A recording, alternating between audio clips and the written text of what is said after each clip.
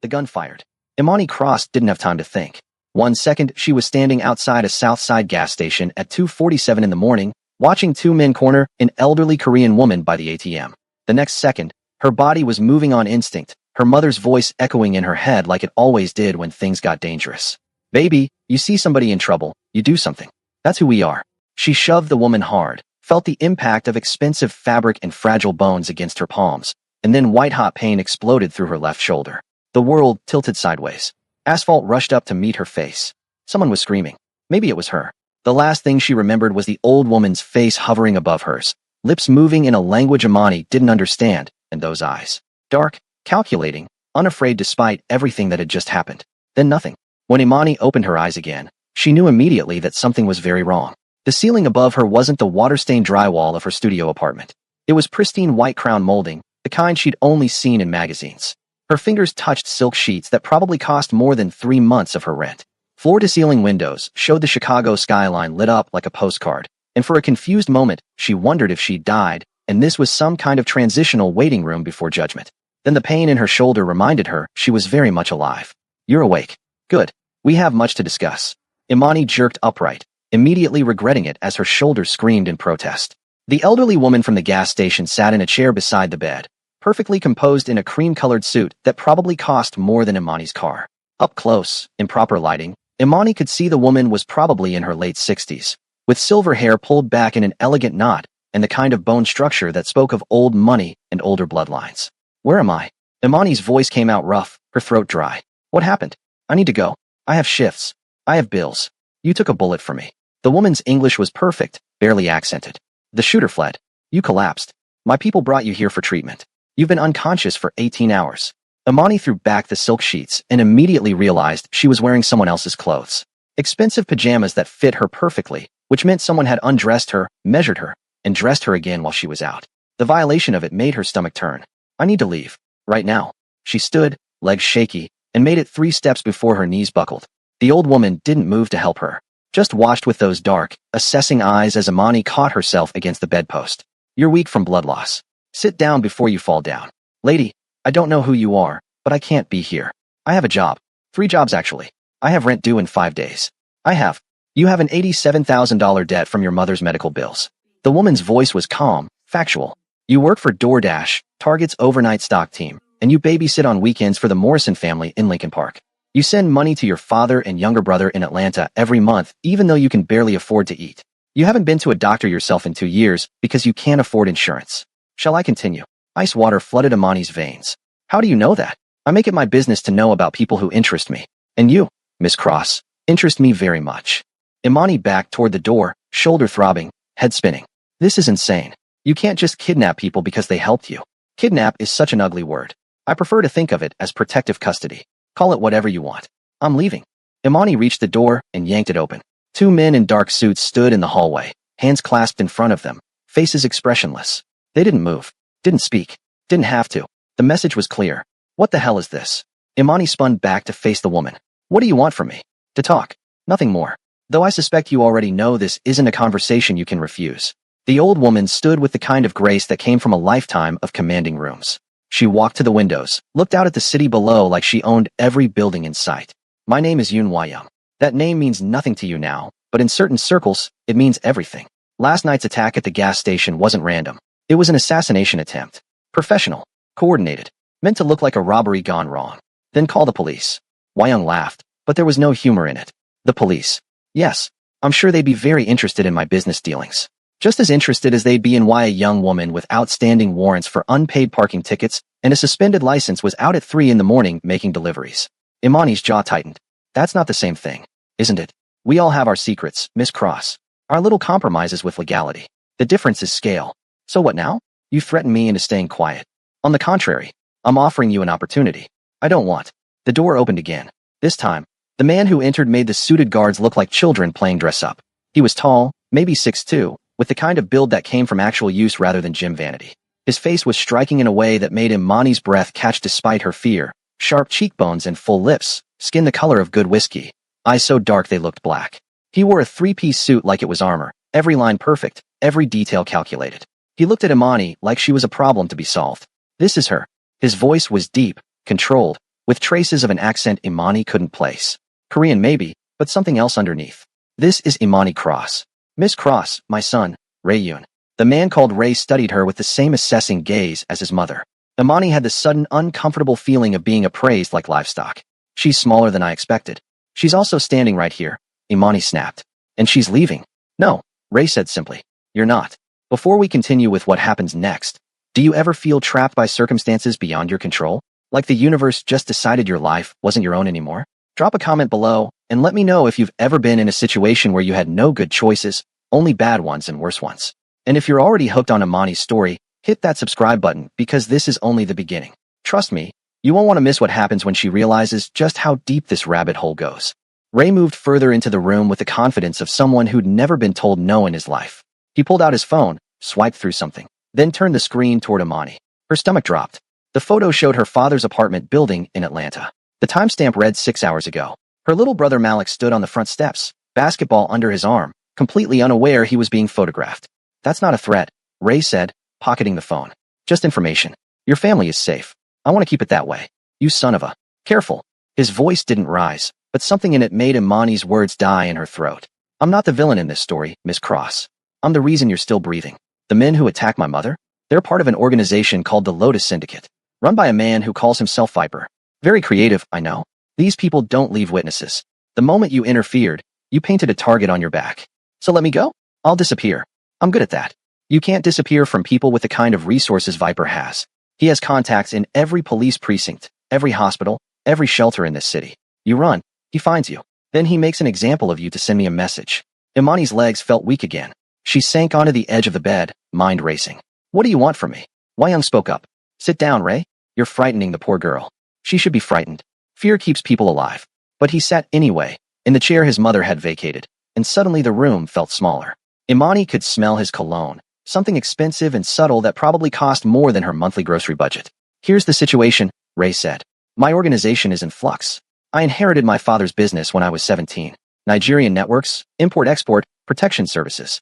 When I turned 21, my mother brought me into her family's operations. Korean connections, old-world traditions, different rules. For 11 years, I've been trying to unite these two worlds under one banner. I don't care about your gangster empire problems. You should, because in 3 days, I'm going to announce my engagement. To you. The words hung in the air like smoke. Imani stared at him, certain she'd misheard. Excuse me. An engagement, leading to marriage. A union between outsider and family, between someone with no ties to either faction and the man trying to unite them both. My mother believes it will work. I think she's right. Are you insane? Imani stood up again, adrenaline overriding the pain in her shoulder. You can't just decide to marry someone like you're ordering takeout. I can. And I am. I'll refuse. I'll tell everyone you're forcing me. You could. But then I can't protect your family. And Viper will send his people to finish what they started. Ray leaned back in the chair, perfectly relaxed. Or you can agree. Play the role. Live here in complete safety and luxury. Your debts will disappear. Your father and brother will have security they don't even know exists. After 1 year, if you want out, you walk away with $2 million and a new identity anywhere in the world you choose. This is human trafficking. No, this is a business arrangement. You're free to refuse. But refusal comes with consequences I can't control. Imani looked at Wyoung, searching for some hint of sanity in this madness. The old woman's face was serene, almost kind. You saved my life, child. I don't forget debts. In my culture, in the world I come from, that creates a bond, a responsibility. I could have let Ray handle this his way, with threats and force. Instead, I'm offering you a choice. A real one. Life as you know it. Always looking over your shoulder, always one emergency away from complete destruction. Or life is something more. Something powerful. I don't want power. I want my life back. Your life was already over. Wyoung's voice was gentle but firm. The moment you stepped between me and that bullet, your old life ended. You just didn't know it yet. This is your rebirth. What you become is up to you. Imani's hands were shaking. She pressed them against her thighs, trying to think through the fog of fear and exhaustion. Every instinct screamed at her to run, to fight, to do anything but submit to this insanity. But the image of Malik on those steps, vulnerable and unaware, kept flashing through her mind. How do I know you'll keep your word? About my family. You don't. Ray stood, buttoning his suit jacket. But consider this. If I wanted to hurt you or yours, I wouldn't need elaborate schemes. I'm offering you a way forward where everyone wins. I get the political marriage I need. You get safety and compensation. Your family stays untouched. It's remarkably efficient. And if I say no, then you walk out that door. My mother and I forget we ever met you. But Viper won't. His people are already looking for the woman from the gas station. How long do you think it takes them to find a DoorDash driver with 3 jobs and a recognizable face? The trap closed around her with elegant simplicity. Imani could feel it, cold and tight, squeezing out every option except the one they wanted her to take. I need time to think. You have until tomorrow morning.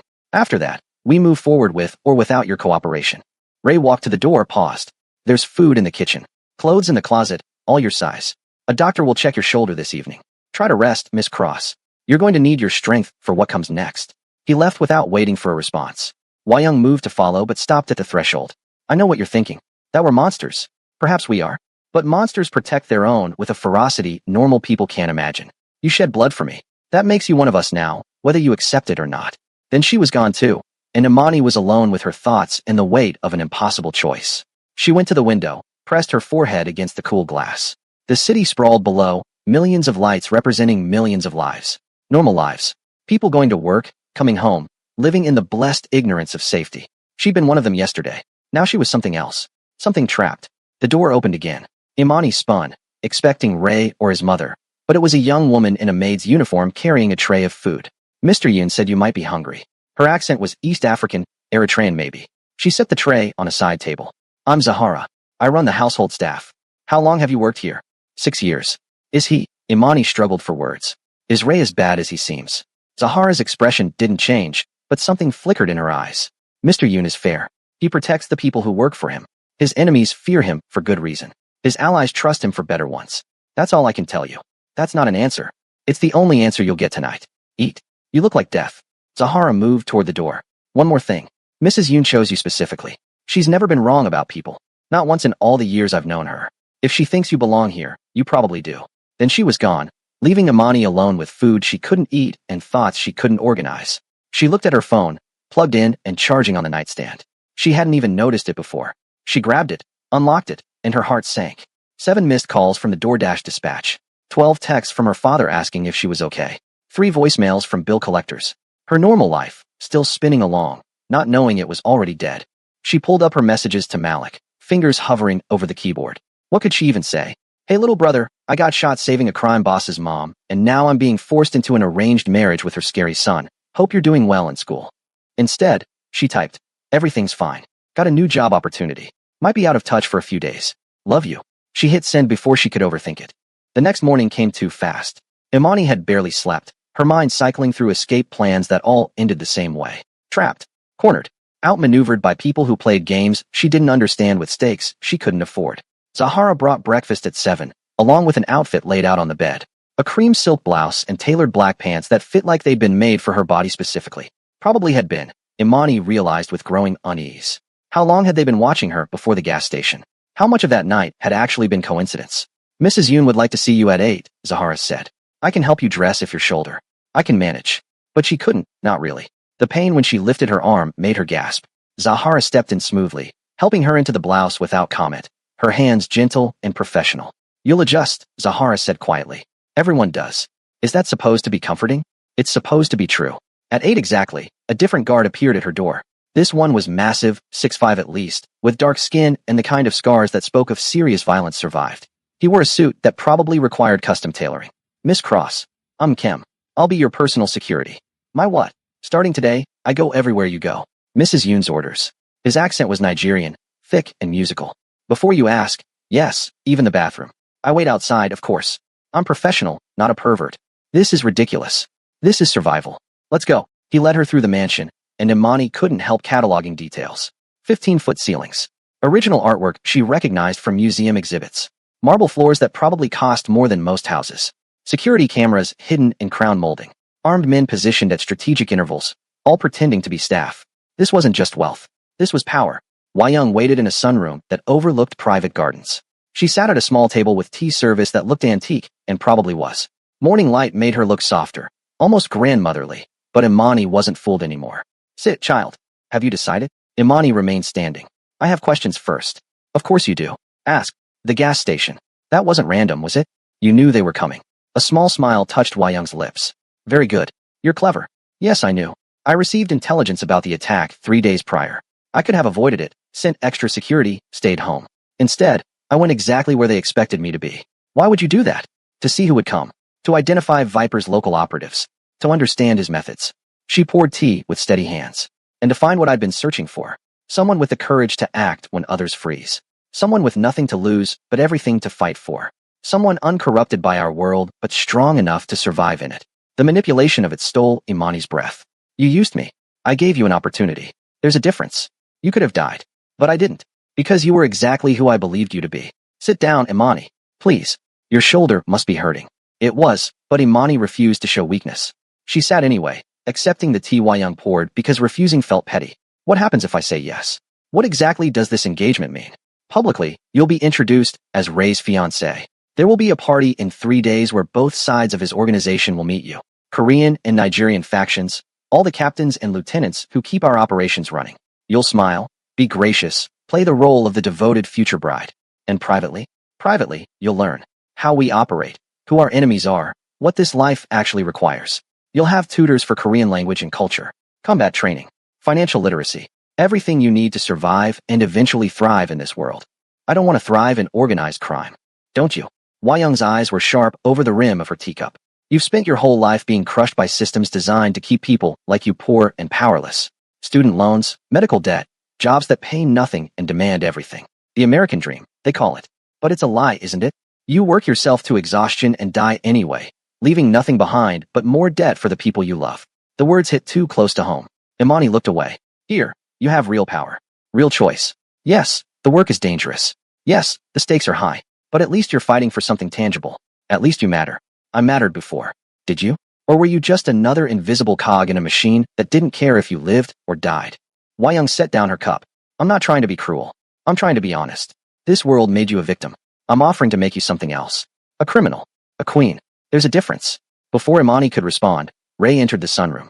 He'd traded last night's suit for something more casual, dark jeans, and a black sweater that somehow made him look more dangerous, not less. Has she agreed? He asked his mother. We're discussing terms. There are no terms. She agrees or she doesn't. Everyone negotiates, Ray. Even in captivity, people want the illusion of control. He turned to Imani. Fine. What do you want? Proof that my family is safe. Real proof, not just your word. Done. What else? My own room. Not locked in anywhere. You'll have an entire wing. Guards outside, not inside. Next, Imani's mind raced. If she was really doing this, if she was really stepping into hell, she needed leverage. Something that gave her value beyond just being Ray's political prop. I want to be useful, not just decorative. If I'm risking my life for this, I want actual purpose. Something flickered in Ray's expression. Surprise, maybe. Or respect. What kind of purpose? I don't know yet. But I'm smart and I learned fast. My mother was a surgical nurse for 20 years. I was 2 semesters from finishing my nursing degree before she got sick. I know medicine, anatomy, trauma response. I can read people. I can think under pressure. Use me for something real, or this engagement is just window dressing. Young was smiling openly now. I told you she was special. Ray studied Imani for a long moment. All right, you want purpose? You'll get it. But understand something first. In our world, being useful means seeing things you can't unsee. Knowing things that will keep you awake at night. There's no going back once you cross certain lines. Sounds like I already crossed them the moment I woke up in this house. Fair enough. He pulled out his phone, made a call. Tobias, come to the sunroom. I want you to meet someone. He hung up, turned back to Imani. Tobias is my second in command on the Nigerian side. Former military, loyal to my father, skeptical of me. If you can win him over, you can win over anyone. Is this a test? Everything is a test. You just didn't realize it until now. 5 minutes later, a man entered who made Kim look small. Tobias was pure muscle and controlled violence, with tribal scarification on his cheeks and eyes that had seen too much death. He looked at Imani the way someone looks at a bug they're deciding whether to crush. This is the girl? Woman, Imani corrected. I'm 26, not 12. Tobias's eyebrows rose slightly. Does she know what she's agreeing to? She's learning, Ray said. I want you to take her through the building. Show her how we operate. Answer her questions. Within reason. Boss, with respect, this is a mistake. She's a civilian. She'll panic at the first sign of. She took a bullet from my mother. She's seen blood. Hers and others. Show her the rest. Tobias looked like he wanted to argue, but knew better. Yes, sir. Come on. Girl, woman. Let's see how tough you really are.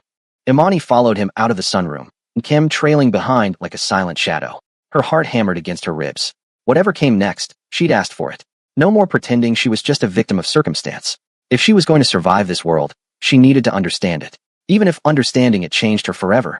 Tobias led her down into the basement, and with each step, the mansion's elegant facade fell away. The basement was nothing like the opulent floors above. Concrete walls, fluorescent lighting, the smell of gun oil, and something metallic Imani didn't want to identify. Men in tactical gear moved through the space with military precision, checking weapons, reviewing security feeds on wall-mounted monitors, speaking in low voices that cut off when they noticed her. "This is Command Central," Tobias said, his voice echoing off the concrete. 24/7 monitoring of our territories. South Side, West Side, parts of Chinatown. We track police movements, rival gang activity, shipment schedules. Everything that keeps this operation running happens down here. Imani studied the monitors. Dozens of camera feeds showing warehouses, street corners, the interiors of what looked like legitimate businesses. How many people work for Ray? Directly? Maybe 200. Indirectly? Thousands. Truck drivers, store owners, dock workers, accountants. Most don't even know they're part of the network. They just know someone pays them better than anyone else and doesn't ask stupid questions. And the police? What about them? They just let all this happen. Tobias laughed, sharp and bitter. Let it happen? Girl, half of them are on the payroll. The other half know better than to look too close. This city runs on 3 things: money, fear, and mutual benefit. We provide all 3.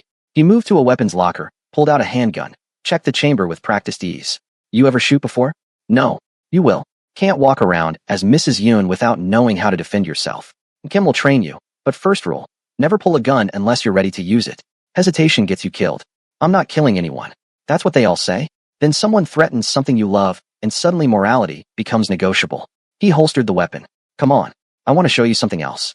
They moved deeper into the basement complex, through a reinforced door that required both a key card and fingerprint scan. The room beyond was smaller, colder. A man sat zip-tied to a chair, face bloodied, breathing ragged. 2 of Ray's people stood guard, arms crossed. Imani's stomach turned. What is this? Information extraction. This idiot works for Viper. Got caught planting surveillance equipment in one of our warehouses yesterday. We've been asking him questions. He's been uncooperative. The man in the chair looked up at Imani through swollen eyes. He couldn't have been more than 25. Blood dripped from his nose onto his shirt. Why are you showing me this? Imani's voice came out steadier than she felt. Because this is reality. No filters, no pretty lies. You want to be useful? You need to understand what useful looks like in our world. This man was sent to hurt us. To gather intelligence that would get our people killed. He made his choice. Now he lives with consequences. Torture is illegal. So is most of what we do. You having second thoughts? Imani forced herself to look at the prisoner. Really look. His hands were shaking. Fear and adrenaline. But underneath that, she recognized something else. The set of his jaw. The way he kept glancing at the door. He was waiting for something. Rescue maybe, or an opportunity. He's not going to talk, she said quietly. Tobias turned to her, surprised. What makes you say that? Body language. He's terrified, but not broken. He keeps looking at that door like he expects it to open. Either he thinks someone's coming for him, or he's got an escape plan. Either way, beating him more won't change anything. The guards exchanged glances. Tobias studied her with new interest. Observant. What would you do instead? I'd stop trying to scare him and start offering him something he wants more than loyalty to Viper. Like what? I don't know. I don't know him. But everyone has pressure points. Everyone has something they value more than abstract loyalty. You just have to find it. Tobias was quiet for a moment, then nodded to the guards. Get him cleaned up. Different approach. I'll tell the boss. He turned back to Imani. Maybe you're not completely useless after all. They left the interrogation room, Imani's hands shaking now that the adrenaline was fading. She'd just stood there and watched a man being tortured. Worse, she'd offered strategic advice on how to break him. What did that make her? You did good in there, Kim said quietly as they climbed back upstairs. Kept your head. A lot of people would have panicked or tried to play hero. I didn't do anything good. I just didn't fall apart. In this world, that's the same thing. They emerged back into the mansion proper, and the contrast was jarring. Beautiful artwork, soft music playing from hidden speakers, the smell of expensive flowers. 2 different realities occupying the same space. Zahara met them in the hallway. Miss Cross, Mrs. Yoon would like you to join her for lunch. You have 2 hours to rest and prepare. Imani wanted to refuse, to lock herself in her room and process everything she'd just seen. But refusing wasn't an option anymore. She'd agreed to this, even if the agreement had been made under duress. Fine. Where? The dining room. East Wing. I'll collect you at noon. Back in her assigned room, Imani sat on the edge of the massive bed and tried to sort through her thoughts. 3 days ago, she'd been delivering Korean fried chicken and worrying about her electric bill. Now she was living in a mansion, watching torture sessions, and preparing to marry a crime lord. Her phone buzzed. A text from her father. Malik said you got a new job. That's great, baby girl. Call when you can. Love you. Guilt twisted in her chest. Her father had no idea where she really was or what she'd gotten into. He thought his daughter was finally catching a break. Instead, she'd fallen into something so much worse than debt and poverty. Or had she? The question nagged at her. Was this really worse? Yes, it was dangerous. Yes, it was illegal. But she had a room nicer than anywhere she'd ever lived. Her shoulder had been treated by what was clearly a skilled private physician. Her debts were apparently going to disappear. Her family would be safe. All she had to do was sell her soul.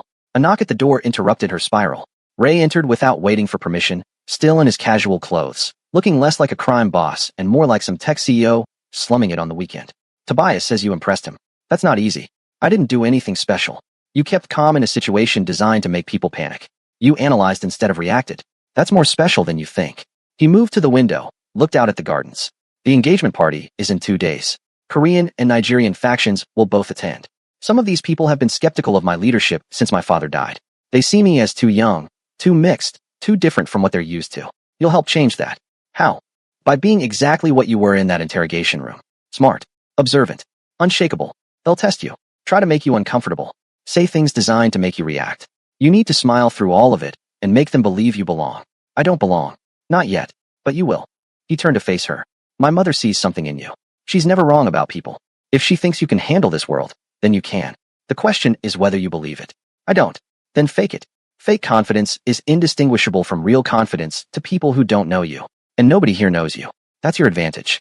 You can be whoever you decide to be. What if I decide to be someone who turns you all into the FBI? Then you'd be dead before the call connected, and your family would follow shortly after. But you won't do that because you're not stupid and you understand leverage. He moved toward the door. Lunch with my mother. Be charming. She's deciding how much of the real operation to show you. Impress her, and you get access to information that makes you valuable. Disappoint her, and you stay decorative.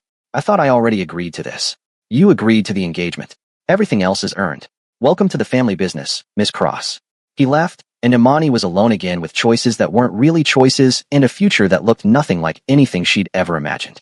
At noon, Zahara collected her and led her to a dining room that could have seated 30 but was set for just 2. Wai-young sat at the head of the table, perfectly composed in a lavender suit that probably cost 5 figures. Sit, child. I hope you're hungry. Staff appeared with dishes that looked like they belonged in a Michelin-starred restaurant. Korean cuisine mixed with soul food in ways that shouldn't work, but somehow did. Braised short ribs with gochujang, collard greens with kimchi, cornbread with honey butter and sesame seeds. Fusion cuisine, Wai-young explained. My husband's favorite. He loved finding common ground between our cultures. Food was the easiest place to start. Ray's father. He died. Murdered.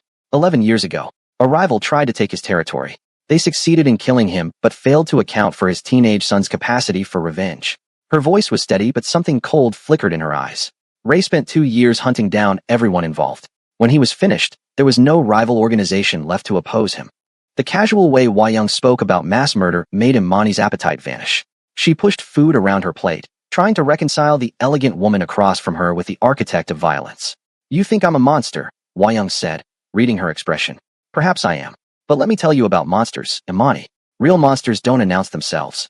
They wear badges and business suits. They write laws that keep people trapped in cycles of poverty. They deny healthcare and education and opportunity, then blame the victims for failing to thrive. My husband came to this country with nothing. He built something from that nothing. And the moment he became successful, the system tried to tear it down.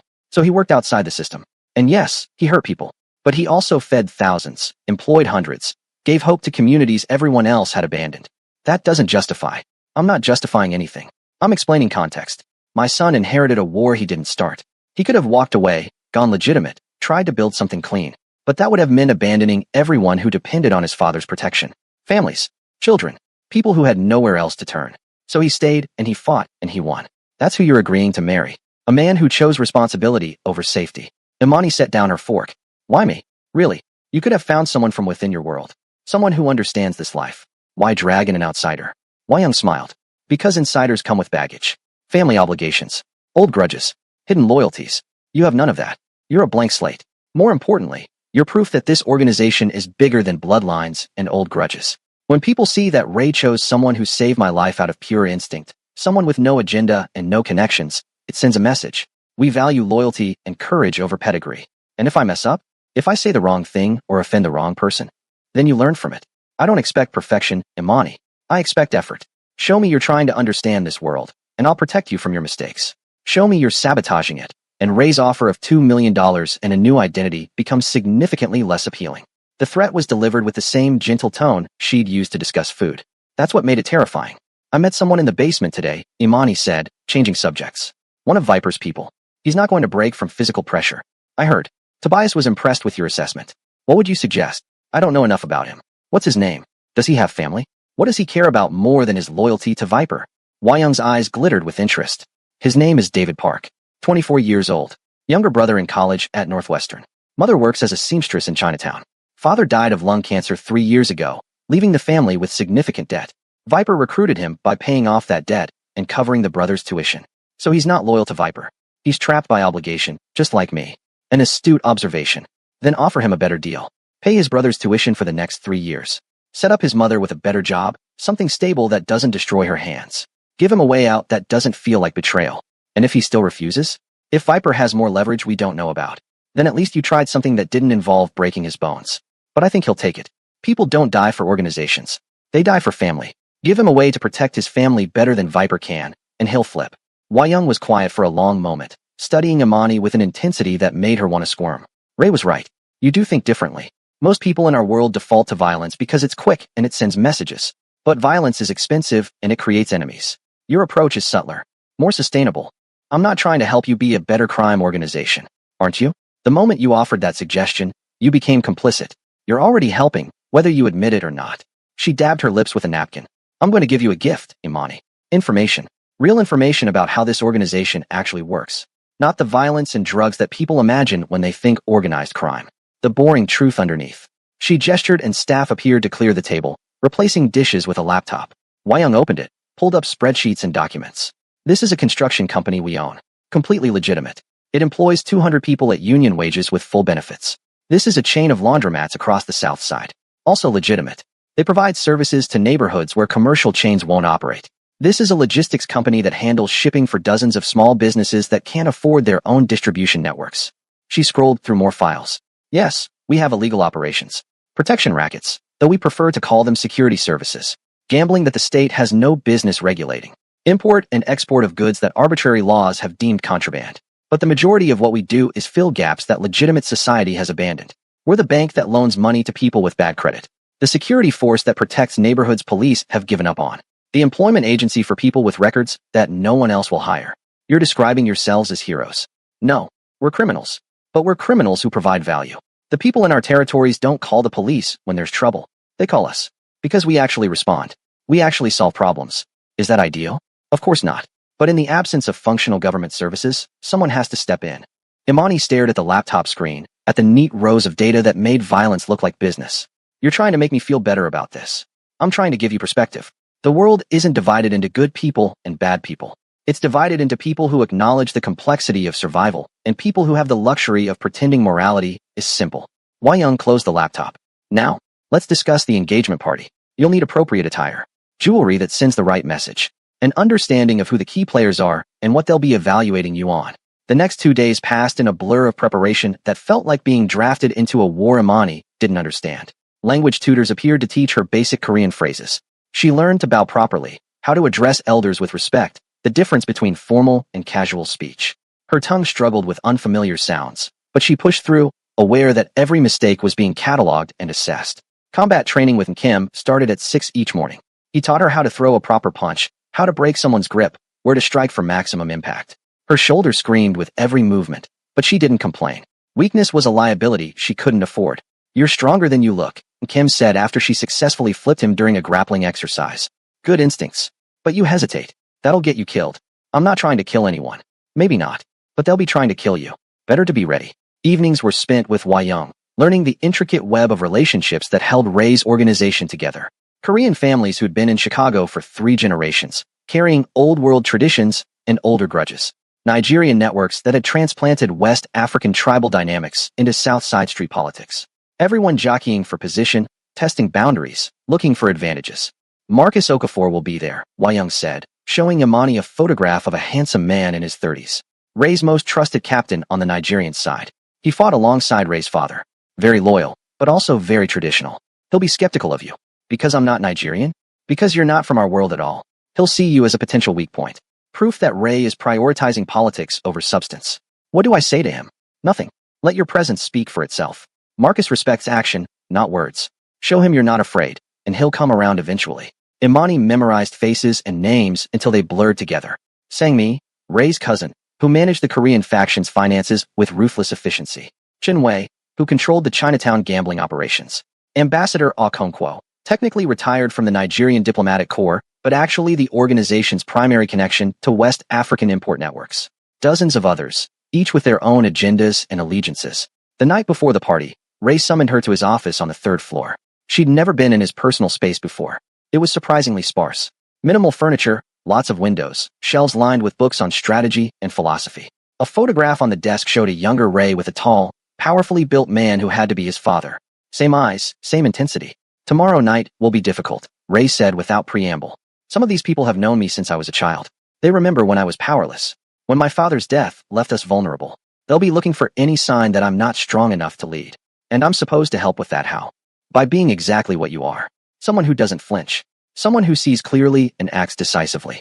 The story of how we met is already legend. The woman who took a bullet for my mother. Some will see that as noble. Others will see it as stupid. Neither matters. What matters is that you proved you don't freeze under pressure. I was terrified. Being terrified and acting anyway is the definition of courage. They'll test you tomorrow. Pointed questions. Veiled insults. Someone will definitely make a racist comment disguised as curiosity. You need to handle all of it with grace. I've been handling racist comments my whole life. Not like these. These will come from people who have the power to make you disappear if they decide you're a threat. He leaned against his desk. There's something else you should know. Viper will be watching tomorrow night. He has spies in my organization. I don't know who they are yet, but they're there. Whatever happens at that party will get back to him within hours. So we need to project absolute unity. Absolute strength. You're saying there's a traitor in your inner circle. At least one. Possibly more. That's why I need you sharp tomorrow. Watch people. Notice who asks what questions. Who seems too interested in our security arrangements. Who steps away to make phone calls at odd moments. You're an outsider. You see things differently than people who've been in this world too long. Imani thought about David Park in the basement. About the interrogation she'd witnessed. Did you take my advice? About offering him a better deal? I did. His brother's tuition is paid through graduation. His mother starts a new job Monday at one of our legitimate businesses, triple her current salary. David gave us 3 safe house locations and the names of 5 other Viper operatives in exchange. So torture doesn't work, but basic human decency does. Imagine that. Ray almost smiled. Don't get sanctimonious. We still would have broken him eventually. Your way was just faster and cheaper. That's valuable in business. This isn't business. It's people's lives. It's both. That's what you need to understand. Every decision I make affects hundreds of families. If I show weakness, rival organizations move in. People die. Children lose parents. Widows lose income. The violence you find so distasteful? It's what keeps a larger violence at bay. Sometimes the only way to protect people is to be more dangerous than their enemies. That's a convenient rationalization. It's reality. You can judge me for it, or you can understand it. Either way, tomorrow night you stand beside me and smile like you believe in what we're doing. Because if you don't, if you show even a flicker of doubt, someone will exploit it. He moved closer, and Imani became acutely aware of how much space he took up in the room. How much presence he carried without even trying. One more thing. We'll need to sell the romance. Not overtly. We're not teenagers fumbling through first love. But there needs to be something visible. Comfortable proximity. A touch on the arm. Eye contact that suggests familiarity. Can you do that? Her mouth went dry. I can try. Trying isn't good enough. These people are predators. They smell hesitation. They'll know if we're faking. We are faking. That's the whole point of this arrangement. Then we need to fake it convincingly. He studied her face like he was memorizing details. You're not what I expected when my mother first suggested this plan. What did you expect? Someone more desperate. More obviously grateful for the opportunity. Someone easier to control. Sorry to disappoint. You didn't. Disappointed would mean I wanted something different. I'm finding that I prefer exactly what I got. Someone who pushes back. Who questions. Who doesn't just accept the world as it's presented. He stepped back, creating distance again. Get some rest. Tomorrow is going to be exhausting. Imani left his office with her heart racing and her thoughts tangled. She was starting to understand him, and that felt dangerous. Easier to hate him when he was just an abstract villain.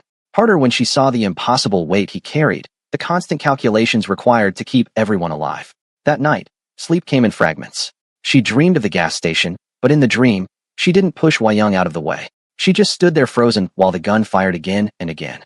She woke gasping, shoulder throbbing, alone in a room too big and too expensive to feel safe. The day of the engagement party arrived with artificial brightness.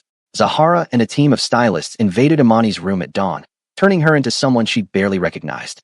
Hair twisted into an elegant updo that exposed her neck and shoulders. Makeup applied with precision that emphasized her eyes and cheekbones.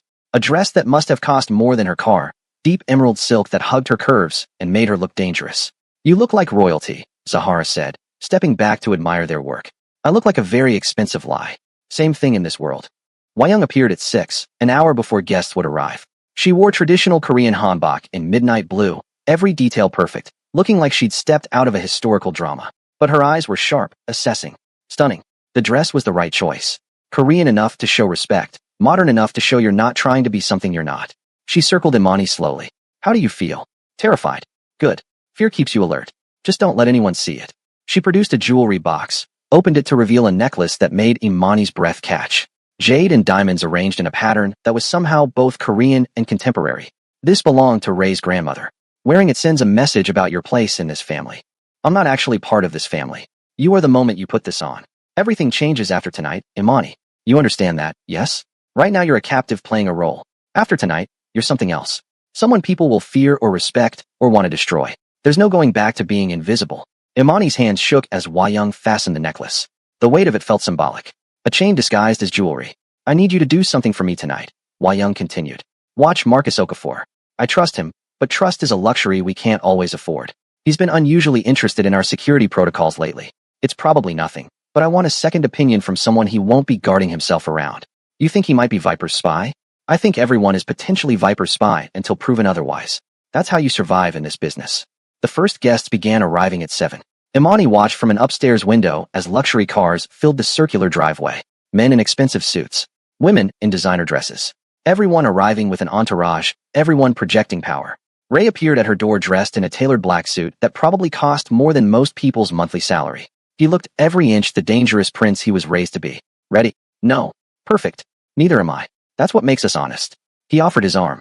Remember, you belong here. Anyone who suggests otherwise is trying to unsettle you. Don't let them. They descended the grand staircase together, and Imani felt hundreds of eyes tracking their movement. The crowd parted naturally, creating a path to the main reception room where the formal announcement would happen. Hwa-young stood at the center, commanding attention without effort. When she saw them, she smiled with what might have been genuine warmth. Everyone, thank you for coming. Tonight we celebrate not just an engagement, but the future of our family. She gestured to Ray and Imani. My son has chosen well. Imani Cross saved my life without hesitation, without thought for her own safety. That kind of courage, that kind of loyalty, is what this organization values above all else. I know you will welcome her as I have. Polite applause. Calculating stares. Imani felt dissected by 100 different assessments happening simultaneously. Then Marcus Okafor stepped forward. He was exactly as imposing in person as his photograph suggested. Tall, broad-shouldered, with the kind of presence that came from real combat experience. Miss Cross, we're honored to meet the woman brave enough to take a bullet for Mrs. Yoon. That's the kind of action that earns respect in our world. He extended his hand. Imani shook it, meeting his eyes directly. I appreciate that, Mr. Okafor. Though I hope my value to this family extends beyond that one moment. Something flickered in his expression. Surprise maybe. Or respect. I'm sure it does. Ray doesn't make careless decisions. If he chose you, there's a reason. But his eyes said he hadn't decided what that reason was yet. Have you ever walked into a room and felt like everyone was measuring whether you belong there? Like you were one wrong word away from being exposed as a fraud? That's what Imani's facing right now. Except her stakes are life and death. Drop a comment about a time you had to fake confidence until you made it real. And if you're invested in seeing whether Imani survives this night, smash that like button and subscribe because things are about to get very complicated very fast. The next 2 hours were a masterclass in social combat, disguised as polite conversation. Person after person approached with smiles that didn't reach their eyes, asking questions designed to expose weakness or ignorance. So you're not Korean at all?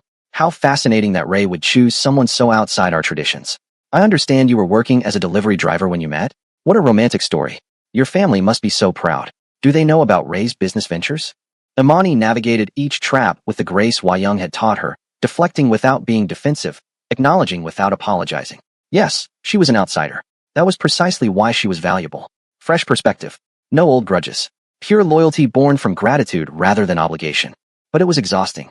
Every conversation required 3 layers of analysis. What they were really asking. What they wanted her to reveal. How to answer without giving them ammunition. By the time servers began circulating with champagne, Imani's face hurt from maintaining a pleasant expression. Ray stayed close, a constant presence at her elbow.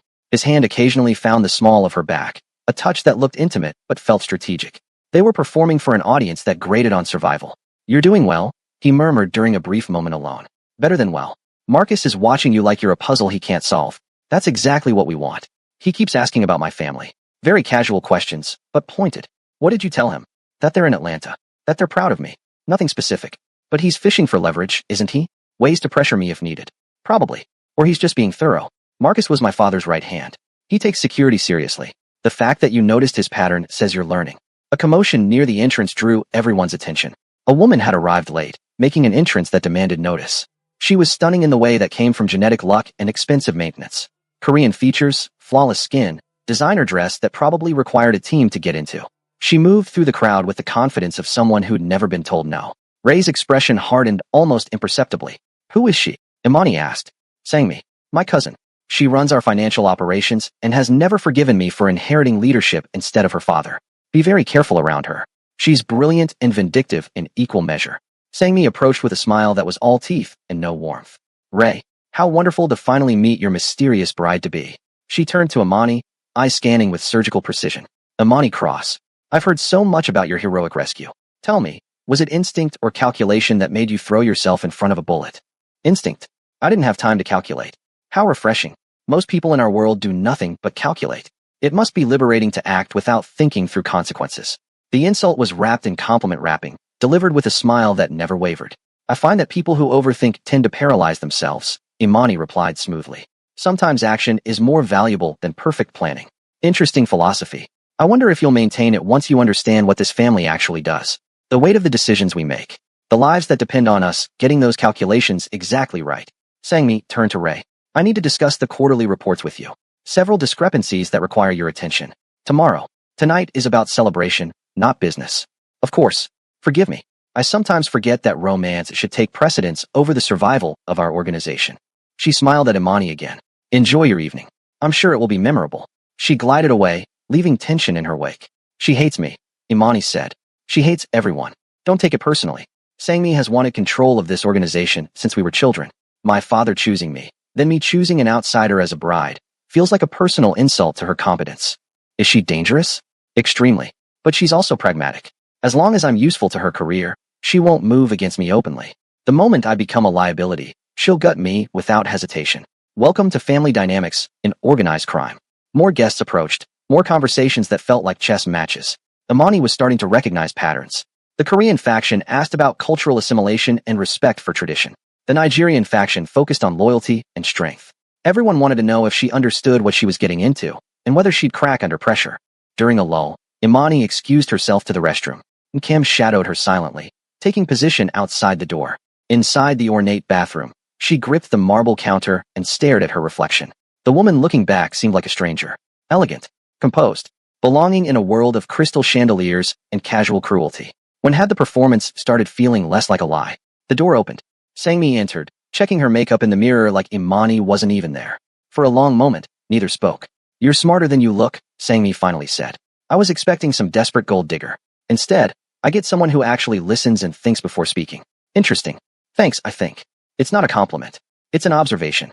Smart can be useful or dangerous depending on whose side you're on. She pulled out lipstick, applied it with precision. I'm going to give you advice you didn't ask for because I suspect you'll actually hear it. Don't trust Wai Young. She's a manipulator of the highest order. Everything she does serves a purpose you won't see until it's too late. She chose you, yes, but not for the reasons you think. And why did she choose me? Because you're expendable. An outsider with no connections, no power base, no family in the business. If this engagement strategy fails, if you become a liability, Ray can dispose of you without political complications. You're a test case, a proof of concept. If it works, great. If it doesn't, you disappear and they try something else. The words landed like ice water, because they made horrible sense. Why tell me this?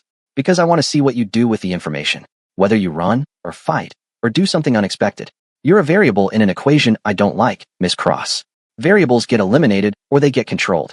Figure out which one you want to be. Sangmi left without waiting for a response.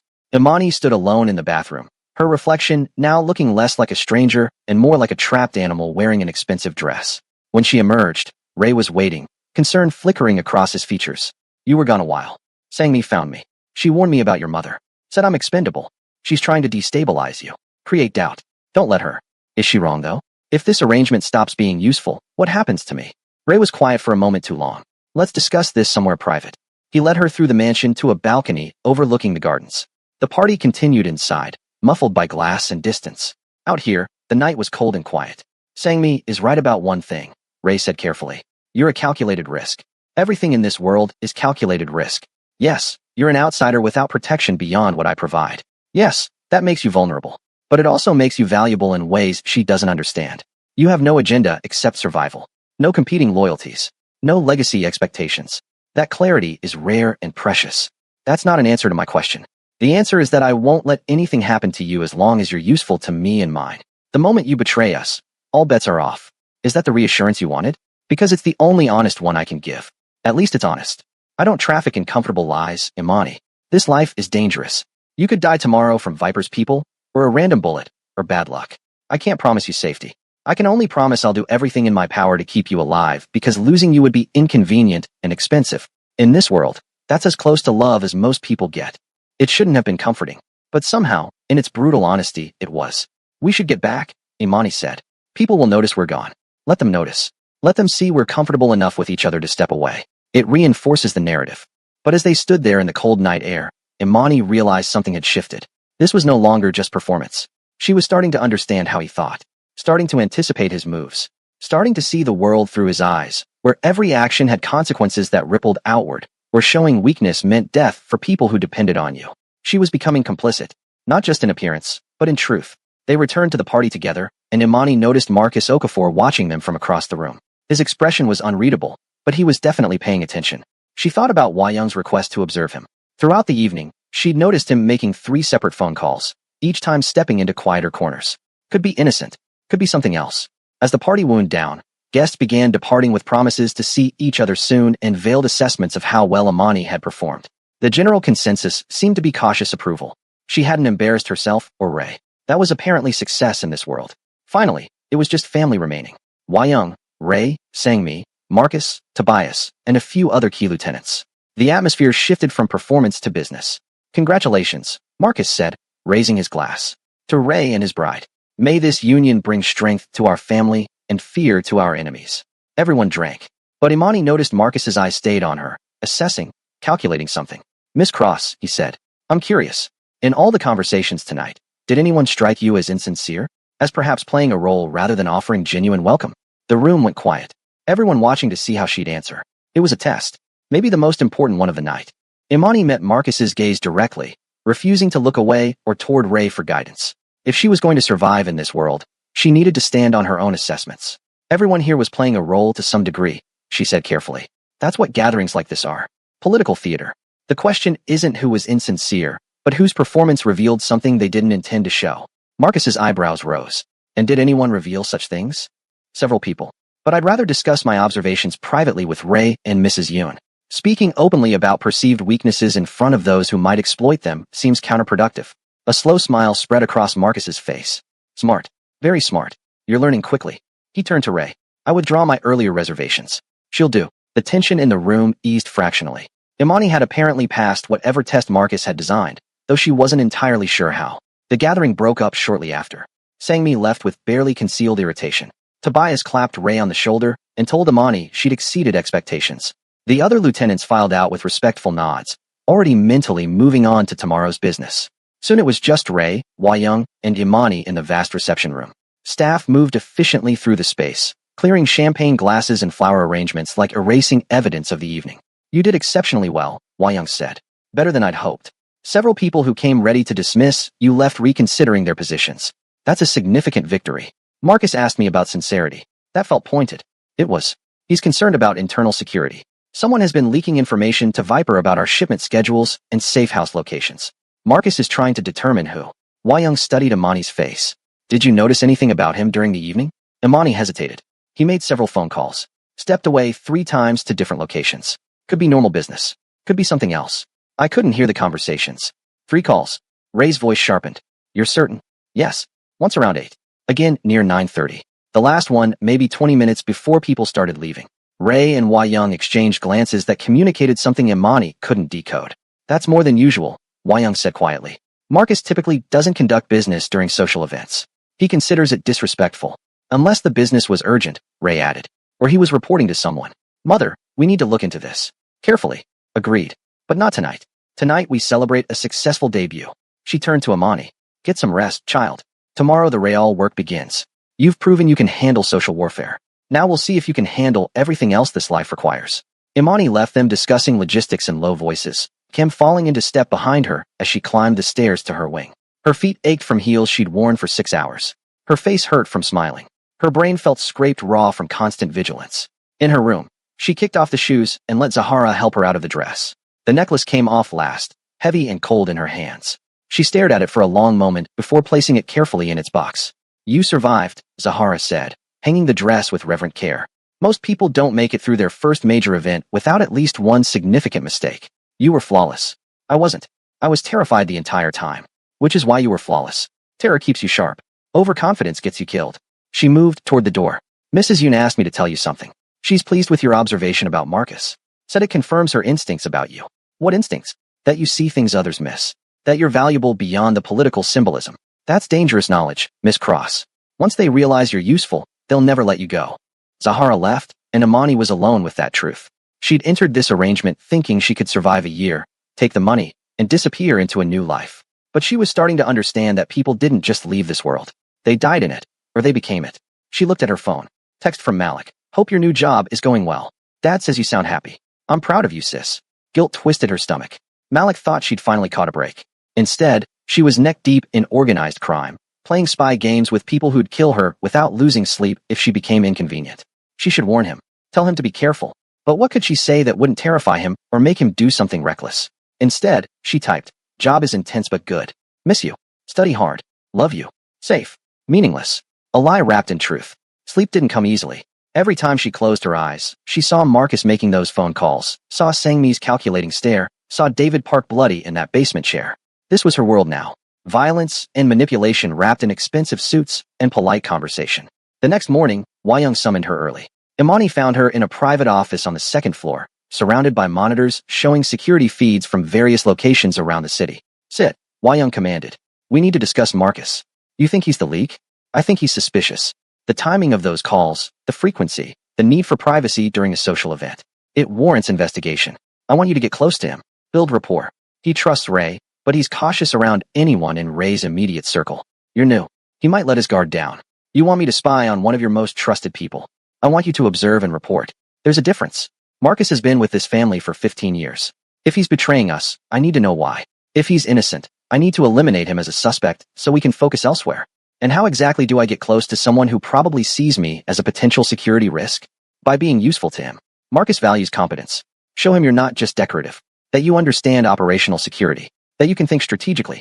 He'll start confiding in you, testing you, bringing you into his confidence to evaluate your potential. This feels like playing with fire. Everything in this life is playing with fire. The question is whether you're willing to accept the burns. Wayung pulled up a file on one of her screens. Marcus has a weakness. His daughter. She's 16, attending a private school in Evanston. Straight A student, plans to study medicine. He wants her kept completely separate from the family business. If you show genuine interest in her well-being and helping ensure she gets into a good university, he'll soften toward you. That's manipulative. That's strategy. I'm not asking you to threaten his daughter. I'm suggesting you bond with him over something he actually cares about. Most people in our world don't have that luxury. Marcus does. Use it. Imani stared at the photo on screen. A beautiful teenage girl with her father's eyes, smiling at a school event, completely unaware of the world her father inhabited. What if he is the traitor? What happens to him? Then he answers for it. But his daughter remains untouched. We're not monsters, Imani. We have rules. Children are off limits unless they choose to enter this life themselves. That's a remarkably civilized rule for criminals to follow. Civilization requires rules. Even criminal civilization. Without boundaries, without honor codes, however twisted they might seem to outsiders, everything devolves into chaos. Chaos is bad for business and worse for survival. Wayung closed the file. You start today? Marcus will be here this afternoon for a strategy meeting about Viper's recent movements. I want you to observe. Then afterward, find a reason to talk to him privately. Feel him out. See if he gives you anything useful. The meeting happened in Ray's office. Imani sat in the corner, officially there as Ray's fiancée, actually there to watch and listen. Marcus spread maps across the desk, marking locations where Viper's people had been spotted. He's getting bolder, Marcus said. 3 attempted hits on our shipments in the past 2 weeks. He knows our routes, our schedules. Someone is feeding him information. Any progress on identifying the leak? Ray asked. We've eliminated most of the lower-level people. Whoever it is has access to high-level operational details. That narrows the suspect pool considerably. Marcus glanced at Imani. No offense, Miss Cross, but you're on that list. None taken. I'd be stupid not to suspect someone who appeared out of nowhere and got immediate access to family operations. Exactly. So help me understand. What's your angle here? What do you get out of this arrangement beyond the obvious financial incentives? Imani had been prepared for this question. Wei Young had coached her on how to answer. But in the moment, she decided to go off script.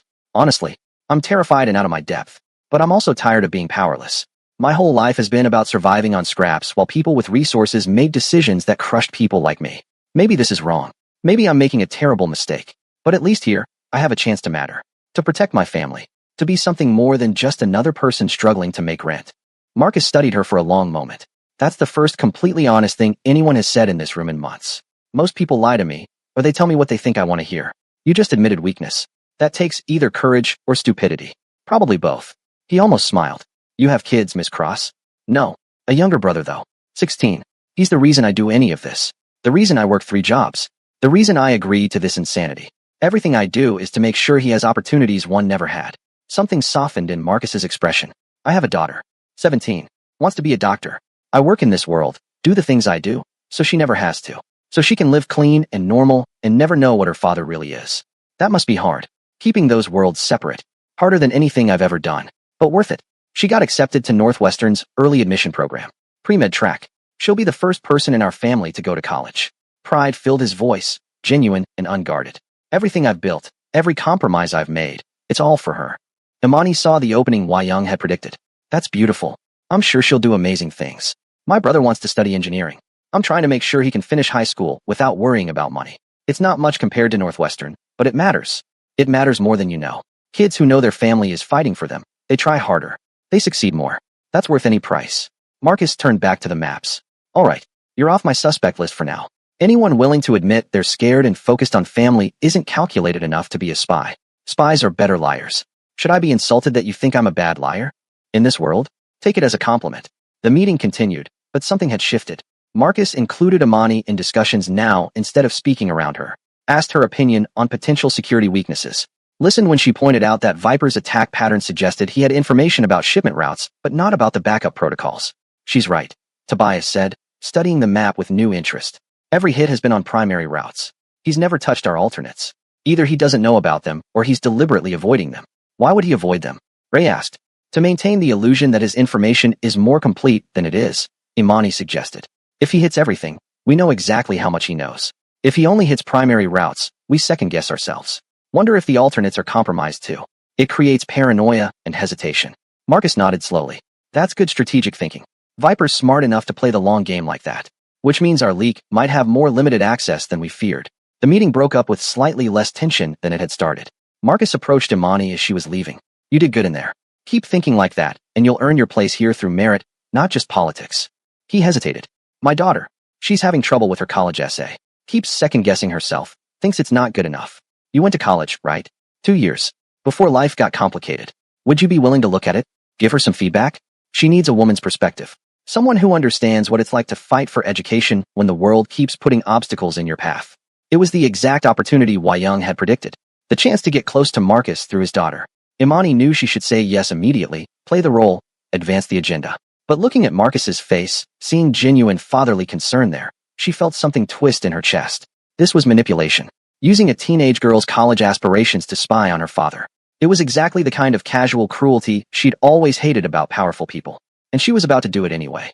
I'd be happy to help, she said. Just have her send it to me. I'll give her honest feedback. Thank you. Really, this means a lot. He pulled out his phone. I'll text you her email. And Miss Cross, you're going to do fine here. You've got good instincts. Trust them. He left, and Imani stood alone in the hallway feeling like she'd just crossed a line she couldn't uncross. She was actively deceiving a man who'd just shown her genuine kindness. Using his love for his daughter as a weapon. This was who she was becoming. Ray found her a few minutes later, still standing in the same spot. Marcus trusts you now. I could see it. That's good work. It's disgusting work. It's necessary work. If he's the leak, his trust gives us access to discover it. If he's innocent, then you've made a valuable ally. Either way, we win. And his daughter? She's just collateral damage in your strategy games. His daughter is fine. You'll probably give her good advice on her essay. She'll get into medical school. Her life continues exactly as planned. Where's the damage? The damage is that I'm using her to manipulate her father. The damage is that I'm becoming exactly the kind of person I've always despised. Someone who sees human connections as leverage. Ray was quiet for a moment. You think I don't hate what this life requires? You think I enjoy turning relationships into transactions? I don't. But the alternative is weakness, and weakness gets people killed. Not just me. Everyone who depends on me. So yes, we use every advantage, every connection, every pressure point, because our enemies certainly will. When does it stop? When do you get to just be human instead of calculating? Never. That's the price of power. You don't get to turn it off. He started to walk away, then paused.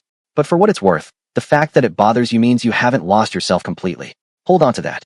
It's the only thing that keeps you from becoming a monster. Now let me ask you something. Have you ever had to choose between doing the right thing and doing the smart thing? Between protecting yourself and protecting your values? Because that's where Imani is right now. Caught between survival and soul. And honestly, I don't know which one wins. Drop a comment and tell me what you would do in her situation. Would you play the game or refuse to participate even if it meant losing everything?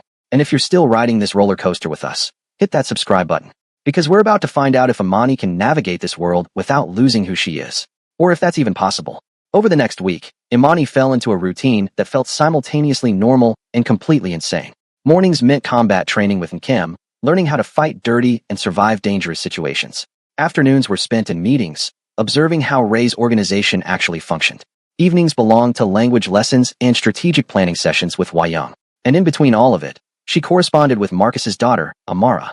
The girl's college essay was actually good, thoughtful and personal, about growing up watching her father work impossible hours to provide for her, about understanding sacrifice even when you didn't understand the specifics of what was being sacrificed.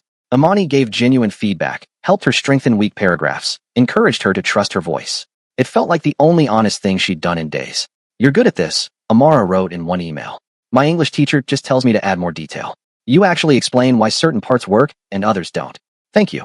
Guilt ate at Imani every time she saw Marcus after that. He'd thank her for helping Amara, and she'd smile and say it was her pleasure, all while knowing she was gathering information about his schedule, his habits, his vulnerabilities. But nothing she observed suggested betrayal. Marcus was careful, yes. Paranoid about security, absolutely. But that seemed appropriate for someone in his position. The phone calls she'd noticed at the engagement party, he'd made them to his daughter's school, checking on a grade dispute that had since been resolved. After 2 weeks of observation, Imani reported to Young with confidence. "It's not Marcus. He's clean. You're certain?" "As certain as I can be. He's protective of information, but that's because he's good at his job. Every communication I've seen has been legitimate. Every concern he's raised has been valid. If he's Viper's spy, he's so good at it that we'd never catch him anyway." Young studied her for a long moment. "You like him. That's clouding your judgment." "Maybe, but I also think you're letting paranoia cloud yours. Marcus has been loyal to this family for 15 years. One evening of phone calls during a party doesn't erase that history. Loyalty is a commodity like any other. It can be bought and sold and traded away when the price is right. Then everyone is suspect, and trust becomes impossible. You can't run an organization where nobody trusts anyone. Eventually, it collapses from internal paranoia. Spoken like someone who's never been betrayed by people they trusted completely. But Young's voice had lost some of its edge. "Fine. We'll move Marcus down the suspect list. But we still have a leak. Someone is feeding Viper information that's costing us money and lives. If it's not Marcus, then who?" Imani thought about everyone she'd observed over the past weeks. The lieutenants and captains who cycled through the mansion. The staff who moved silently through rooms, invisible but seeing everything. The business partners who came for meetings wearing expensive suits and practice smiles. What about Sangmi? Young's expression froze. Why would you suspect Sangmi? She has access to everything. Financial records, operational schedules, strategic planning. She's brilliant with numbers and systems. And she made it very clear at the engagement party that she resents Ray's leadership. What if her resentment pushed her towards something more active? Sangmi is family. So was Marcus until 2 weeks ago when you had me investigating him. Family doesn't guarantee loyalty. You taught me that. Young was silent for a long time, fingers steepled under her chin. Sangmi is dangerous to accuse without absolute proof. She has her own power base, her own loyalists. Moving against her could split the organization completely. I'm not saying move against her. I'm saying watch her the way you had me watch Marcus. See if the pattern fits. You're learning quickly. Perhaps too quickly. But there was something like pride in Young's voice. All right. Observe Sangmi. But carefully. She's far more perceptive than Marcus. If she realizes you're watching her, she'll either use it against you or eliminate you as a threat. Over the next few days, Imani paid closer attention to Sangmi's movements. The woman was meticulous and controlled, never showing emotion unnecessarily, always 3 steps ahead in every conversation. But there were small things.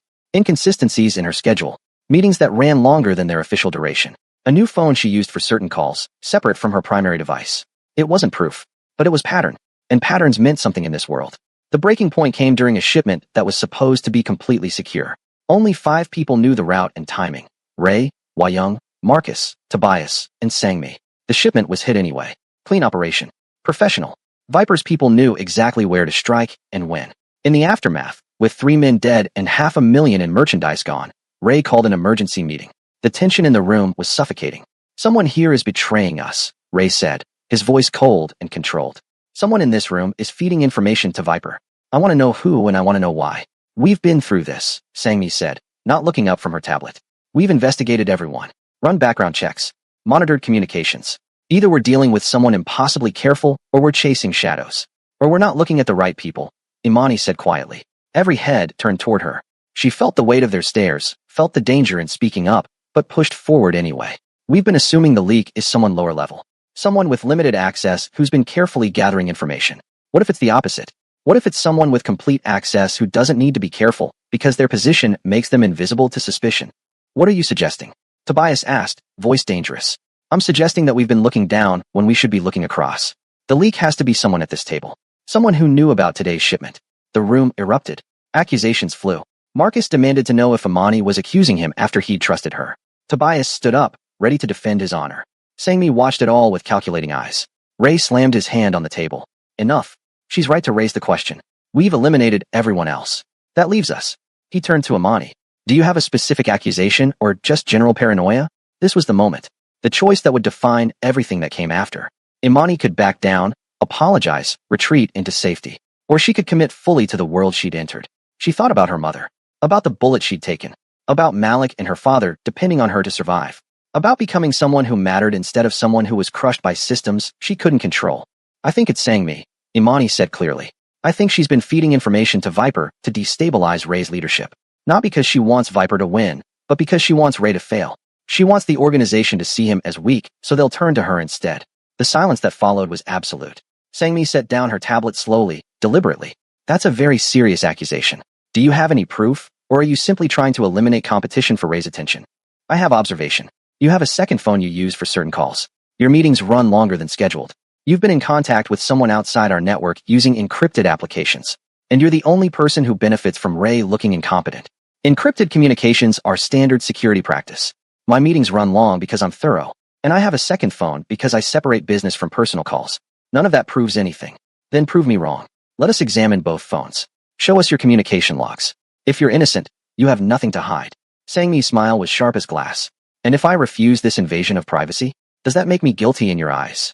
It makes you suspicious, Ray said, standing. Sangmi, I need you to cooperate. If Imani is wrong, we'll apologize and move on. But if she's right, we need to know now.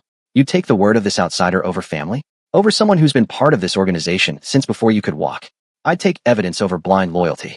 Show us the phones. For a long moment, Sangmi didn't move. Then she reached into her bag and pulled out both devices. Placed them on the table. Fine. Violate my privacy. Destroy trust. See where that gets you. Marcus took the phones, started examining them with the efficiency of someone trained in digital forensics. Minutes passed in tense silence. Then his expression changed. Boss, you need to see this. Ray moved to look at the screen. His face went carefully blank, which somehow made him more terrifying than if he'd shown rage.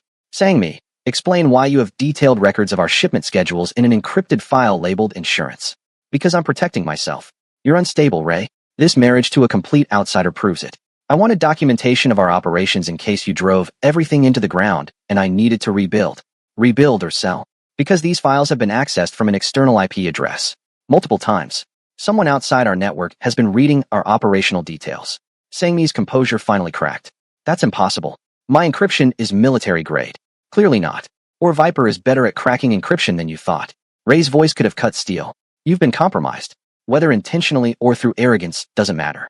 You gave our enemy everything he needed to destroy us. I didn't give him anything. If someone accessed those files, they did it without my knowledge or permission.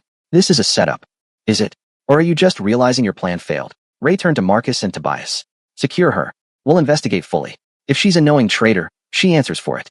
If she was simply careless with classified information, we'll discuss consequences once we've contained the damage. Marcus moved towards Sangmi, but she was faster. She grabbed a letter opener from the desk, held it like she knew how to use it. Don't touch me. I'm not some low-level soldier you can disappear. I'm family. I have rights. I have loyalists who won't accept this treatment. Then call them, Ray said calmly. See if any of them are willing to go to war over your ambition and incompetence. See if your pride is worth splitting this organization apart. The standoff held for heartbeats that felt like hours. Then Sangmi lowered the letter opener, her face a mask of controlled fury. This isn't over, Ray. You've chosen an outsider over blood. That will cost you more than you can imagine. Get her out of here, Ray commanded. Secure location. Full surveillance. Nobody contacts her until we know the extent of the damage. As they led Sang-mi away, Imani felt simultaneously vindicated and horrified. She'd been right. But being right meant she'd just made an enemy who had resources and motivation to destroy her. Ray turned to her once the room had cleared. You took a significant risk. If you'd been wrong, your position here would have become untenable. I know, but I was right. You were. The question is what we do with that information now. Sang-mi wasn't wrong about one thing. I did choose you over family. That sends a message I can't take back. What message is that? That loyalty and competence matter more than bloodlines.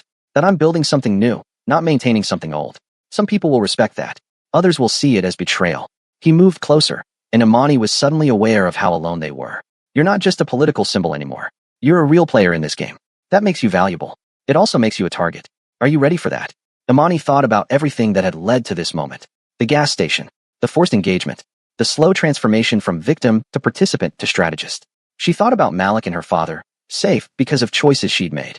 About Marcus's daughter, getting genuine help with her future.